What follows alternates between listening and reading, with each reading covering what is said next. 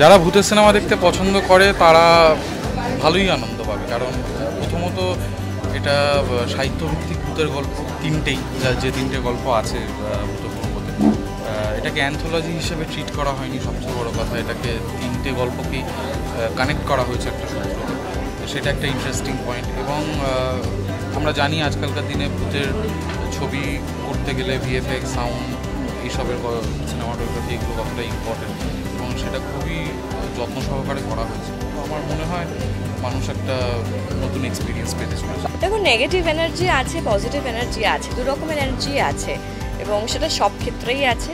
তো এরকম স্পিরিট বলো, নেগেটিভ এনার্জি বলো, ডেফিনেটলি আছে। আমি কখনো ফিল করিনি, সেটা আলাদা বিষয়, বাট ডেফিনেটলি আছে।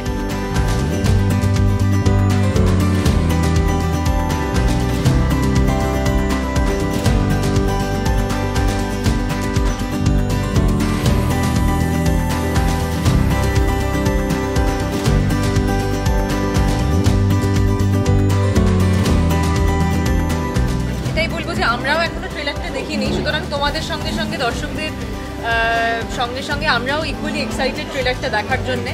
কারণ শ্যুটের সময় তো আমাদের কীরকম কাজ হয়েছে সেটা দেখার সুযোগ হয় না। আমরা ডাবিংয়ের সময় গিয়ে হয়তো কিছু কিছু অংশ, কিছু কিছু ঝলক দেখতে পাই যখন আমরা ডাবিং করি, কিন্তু তারপর পোস্ট প্রোডাকশনে এত কাজ হয়েছে, আমাদের এত ভিএফএক্সের কাজ ছিল, এবং তারপর ফাইনালি ট্রেলারটা কীরকম হয়েছে সেটা দেখার জন্য ভীষণ এক্সাইটেড। তিনটি গল্পের মধ্যে একটি যোগসূত্র আছে। আমি তারানাথ তান্ত্রিকের ভূমিকায় অভিনয় করছি এবং কোথাও গিয়ে দেখা যাচ্ছে যে তারানাথ তান্ত্রিক তিনটি গল্পের একটি যোগসূত্র করছে। কিভাবে করছে সেটা আপনাদের দেখতে হবে। তিনটি খুবই পপুলার গল্প, আপনারা হয়তো অনেকেই জানেন, আমি বলছি না এই মুহূর্তে কি। তো এই সময় দাঁড়িয়ে আমরা যেখানে সাহিত্যের কথা বলি, আমরা কন্টেন্টের কথা বলি, আমার মনে হয় একটি ভালো কন্টেন্ট তুলে ধরার চেষ্টা করা হয়েছে। আপনারা যদি আসেন, দেখেন, তারপর ভালো লাগলো মন্দ লাগলো সেটা আপনারা জানাতে পারেন। আজকাল আমরা সোশ্যাল মিডিয়ায় সবাই খুব ভোকাল, তবে ভালো বিষয়েও যদি ভোকাল হওয়া যায়, যদি ভালো লাগে সেটাও যদি জানান, যদি খারাপ লাগে সেটাও যদি জানান, আমরা সব কিছুই মাথা পেতে নেব। নতুন একটা প্রয়াস। আমার মনে হয় যে আমাদের ইন্ডাস্ট্রিতে, মানে ক্রিয়েটিভ যে কোনো কাজে নতুন মানুষ যত আসবেন তত ভালো। তার কারণ হচ্ছে যে এই যে নতুন এবং পুরনোর একটা দুটোর যে মিশেল, এটা হলেই কিন্তু একটা কাজের মধ্যে চলমানতা থাকে আর কি। তো সেইটা আমার মনে হয় এই কাজটার মধ্যে খুব আছে। খুব ভালো অ্যাক্টার্স, সিনিয়র অ্যাক্টার্সরাও আছেন। আবার আমরা যারা কিছু বছর ধরে কাজ করছি, সত্যম, সুভদ্র, আমি, অমৃতা, তো আমরাও সকলে অভিনয় করেছি। আশা করি আপনাদের ভালো লাগবে। অ্যাকচুয়ালি মানে গল্পগুলো পুরনো, লোকে বহুবার পড়েছে, লোকে জানে সেটা, কিন্তু বর্তমান যে জেনারেশন হয়তো মানে আমাদের এখন যারা কলেজ গোয়ার্স, বা তারা হয়তো এই গল্পগুলোর সঙ্গে খুব একটা পরিচিত নয়। তারা না ওই বিভিন্ন জায়গা থেকে শুনে, বা যেমনভাবে আমাদের সময় আমরা বই পড়তাম বা সাহিত্য নিয়ে যেভাবে আমরা চর্চা করতাম, হয়তো এখন এই সোশ্যাল মিডিয়ার যুগে সেটা একটু হলেও কম হয়েছে। তো সেটাকে আমরা চেষ্টা করছি যদি আবার ফিরিয়ে আনা যায়, সাহিত্যের প্রতি মানুষের ইন্টারেস্ট, মানুষের চাহিদা যেন আরও বাড়ে, এবং এগুলো দেখে যা পড়ছে বা যা শুনছে সেগুলো তারা যদি ভিজুয়ালাইজ করতে পারে, তাদের আমার মনে হয় ভালো লাগবে এবং আরও সিনেমার অডিয়েন্স বাড়বে বলে আমার ধারণা। এছাড়া বাঙালির দুটোই ফেভারিট জিনিস, সাহিত্য আর ভূত একসাথে। এক্সাইটেড তো খুবই, নিজেরা কাজটা করেছি এবং এতদিন পরে, প্রায় আগের বছরে আমরা কাজটা করেছিলাম, এই বছর এসে এতদিন পরে রিলিজ করছে। কাজ রিলিজ করেনি এখনও, ট্রেলার বেরিয়েছে, আগামী 27 তারিখে রিলিজ করবে। তো একটা কাজ এতদিন ধরে খাটাখাটনির পরে যখন আলটিমেটলি বেরোয়, তখন তো একটা এক্সাইটমেন্ট থাকে।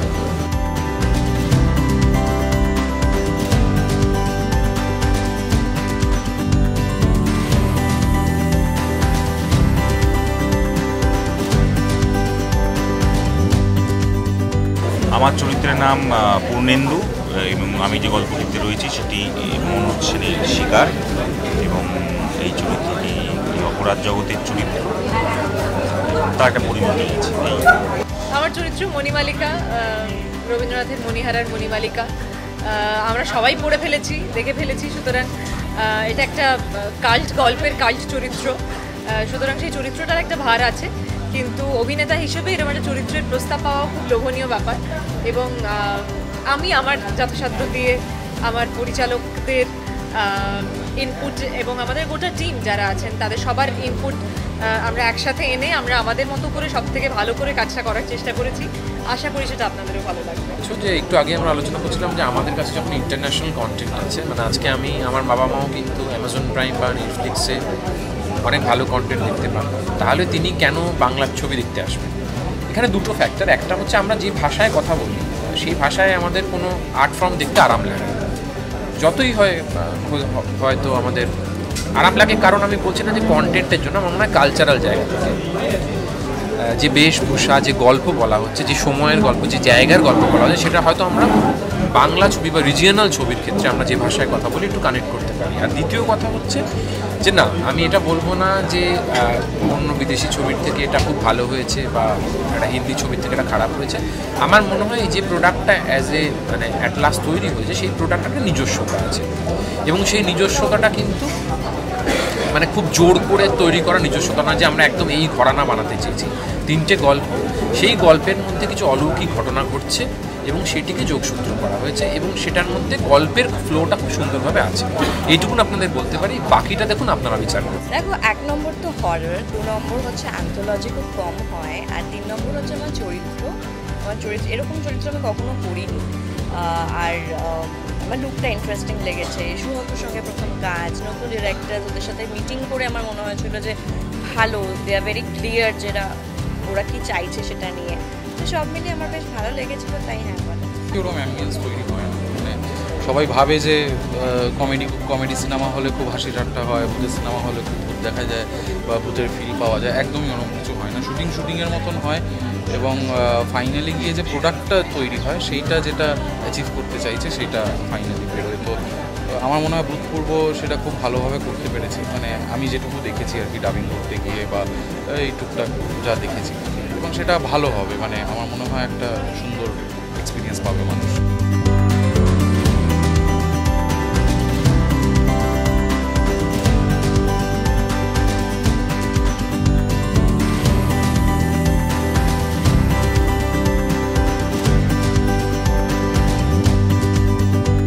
আমরা বুঝতে পারিনি, তারাও আমাদের বুঝতে দেয়নি যে আমরা প্রথমবার কাজ করছি।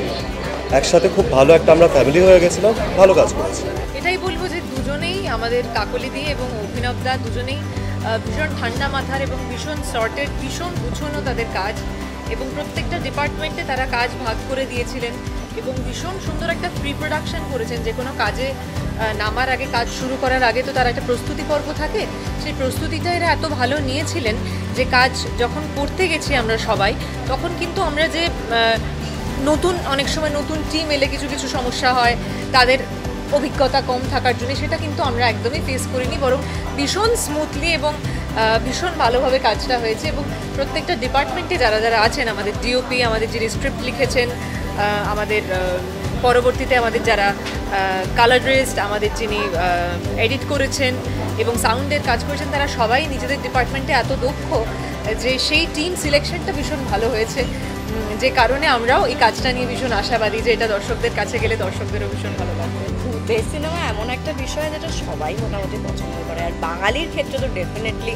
সবাই ভূতের সিনেমা দেখতে পছন্দ করে। যারা করে না তারা অনেক সিনেমাই দেখতে পছন্দ করে না। এবার দেখো, সব জনরেরই তোমার আছে যেগুলো সিনেমা আছে যেগুলো সবাই দেখতে পছন্দ করে না। তো সব কিছুই ওই ভাগ বটোরা করা আছে আর কি, ওরমভাবেই কাজ করে।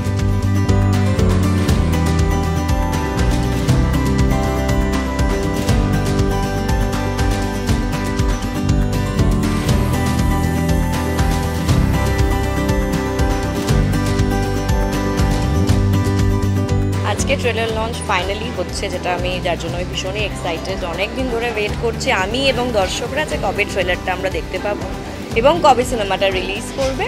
তো ফাইনালি আজকে ট্রেলার লঞ্চ হচ্ছে, যার জন্য আমি ভীষণভাবে এক্সাইটেড, এবং এখানে যারা যারা রয়েছেন তারা সবাই খুব এক্সাইটেড, আমাদের সবার গোটা টিম খুব এক্সাইটেড। এবার দেখার পালা কেমন হয়েছে ট্রেলার, কারণ আমি ট্রেলার এখনো দেখিনি।